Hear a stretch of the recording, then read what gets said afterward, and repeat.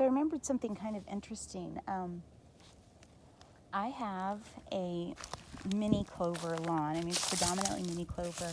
I have some areas that have like creeping thyme and chamomile and yarrow as well, but it's predominantly mini clover, which has been good in so many ways. I can do a whole video on mini clover and how much I like it and the reasons why I like it so much. But I'll tell you right now, if you look at this, nothing else is growing right now except for the snowdrops. I have some snowdrops over there. That's how early in spring it is, right? Nothing else is growing. The dandelions are not growing yet. Nothing is growing, but the mini clover is.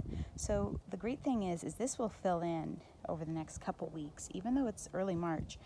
And when the dandelions try to grow, some of them will get through, especially if it's been there for a couple years and it has a big root.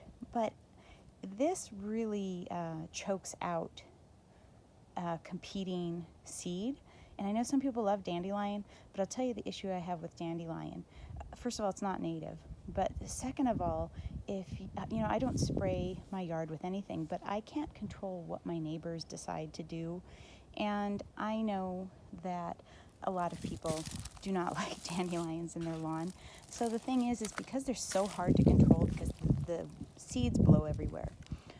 If I allowed too much of that going on in my own yard, which, I mean, some of it does, but I really try to keep a handle on it the best that I can. If I allow that to go willy-nilly in my yard and it blows to my neighbor's yard, they're far more likely to pull out the spray and go crazy with it. And any bees that I invite to my yard are going to fly to my neighbor's yard too. So it's really in the best interest if I take a step back, not to let those grow. The snowdrops have been up for a couple weeks, and the bees are already all over those. Dandelions are not the first thing to bloom in the spring, despite all these memes that you see that say that this is true. It's just not true. Sometimes I think that is maybe a meme put together by somebody that just doesn't want to have to deal with them in their own yard, so they've just given up. And it is hard, but I'll tell you that the mini clover makes it a lot easier because it keeps a lot of them from sprouting. And, obviously I get clover seed, but this particular clover, the mini clover, is not something that just, blows somewhere else and starts somewhere else. It stays pretty contained. So right off the bat, that's one thing that I really love it. But here's the second thing. The rabbits have been digging around in this all winter. The wild rabbits, it's the only thing they can find to eat in the wintertime.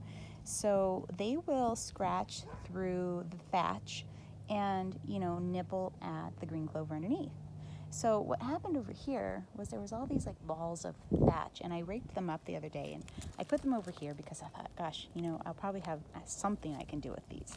When I mow, I already use the green clovers for a lot of things because they have a lot of nitrogen in them, so they're really great for so many reasons. Like I said, I'll have to do a whole other videos because it's quite the conversation.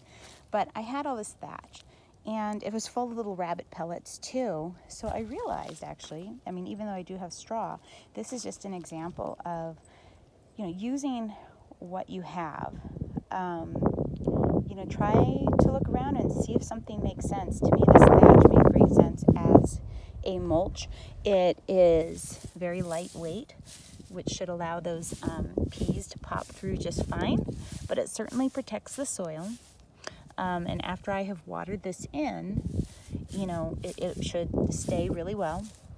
But then the bonus is that one, it's clover, which by itself is something that really seems to energize the rest of my plants. But it also has these little rabbit pellets in it. So basically it's a built-in fertilizer. So that worked out pretty well.